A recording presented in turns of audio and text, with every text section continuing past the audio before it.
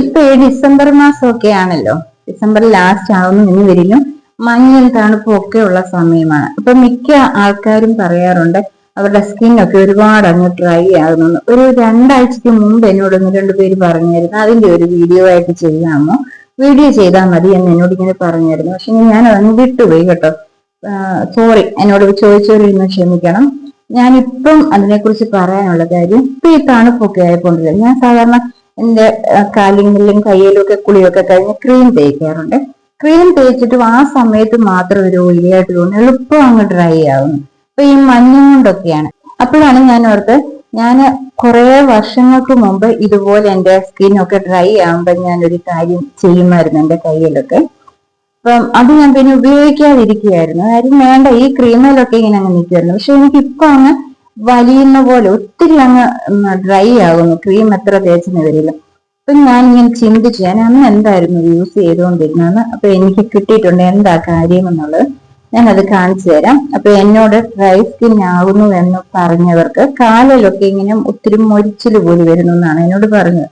അപ്പൊ അതിന് വേണ്ടി ഞാൻ പറഞ്ഞുതരാം ഞാൻ എന്താണ് ചെയ്യുന്നതെന്നുള്ളത്. നിങ്ങൾ അതുപോലെ ഒന്ന് ചെയ്ത് നോക്കണം, ഒത്തിരി ബെറ്റർ ആണ്. പിന്നെ എന്റെ സ്കിൻ എന്ന് പറയുന്നത് എപ്പോഴും ഡ്രൈ ആണ് കേട്ടോ, ഡ്രൈ സ്കിൻ ആണ്.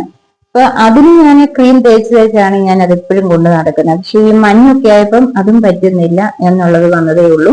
അപ്പൊ അതിന് കാരണമുണ്ട്, ഞാൻ വെള്ളം കുടിക്കത്തില്ല കേട്ടോ. എത്ര ആര് പറഞ്ഞു പോയാലും എനിക്ക് വെള്ളം കൂടി ഭയങ്കര ബുദ്ധിമുട്ടാണ് എന്തോ. അതിനകത്ത് എന്തെങ്കിലും ഇച്ചിരി കളർ ചേർത്തായാലും മതി എന്ന് ഞാൻ പറയും, അത് കുടിച്ചോളാം. പക്ഷെ എനിക്ക് വെറും വെള്ളം കുടിക്കുന്നത് ഭയങ്കര ബുദ്ധിമുട്ടാണ്. അതുകൊണ്ട് തന്നെയാണ് എന്റെ സ്കിൻ ഇത്രയും ഡ്രൈ ആയിരിക്കുന്നത്. അപ്പൊ നിങ്ങൾ ഇതുപോലെ ഒന്ന് ചെയ്ത് നോക്കണേ, ഞാൻ കാണിച്ചു. ഇതാ, ഇത് കറ്റാർവാഴയാണ്. എല്ലാവരുടെയും വീട്ടിൽ ഒരു കറ്റാർവാഴയെങ്കിലും നട്ടുപിടിപ്പിക്കുന്നത് നല്ലതാണ് കേട്ടോ. കാര്യം സ്കിന്നിനായാലും ഹെയറിനായാലും എല്ലാം നല്ലതാണ്. ഇത് നമുക്ക് കഴിക്കുകയും ചെയ്യാവുന്നതാണ്, ജ്യൂസ് ആക്കിയോ അല്ലെങ്കിൽ ഇതിന്റെ കറയൊക്കെ കളഞ്ഞിട്ട് ചെറിയ പീസാക്കി എടുത്തിട്ട് തേനിനകത്ത് ഇട്ട് വെച്ച് കഴിക്കാനായാലും നല്ലതാണ്.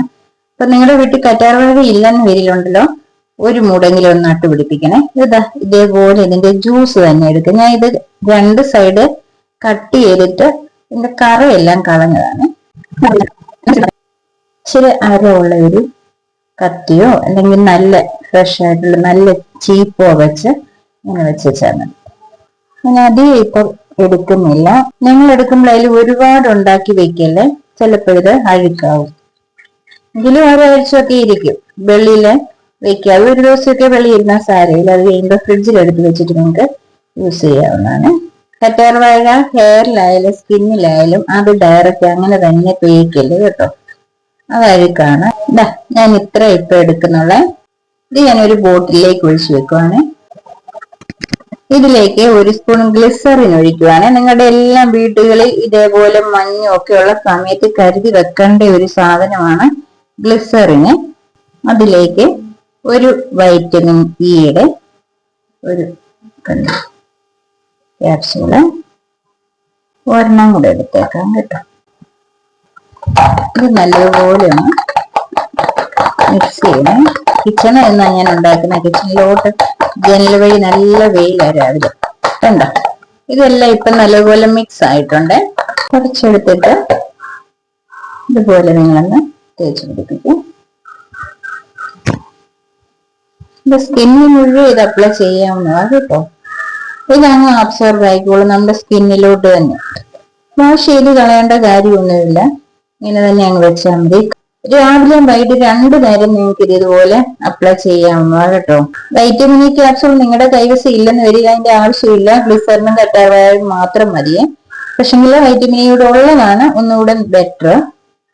മഞ്ഞും തണുപ്പും ഒക്കെ ഉള്ള സമയത്ത് നിങ്ങൾ ഇതേപോലെ ഒന്ന് ഉണ്ടാക്കി ഉപയോഗിച്ച് നോക്കെ.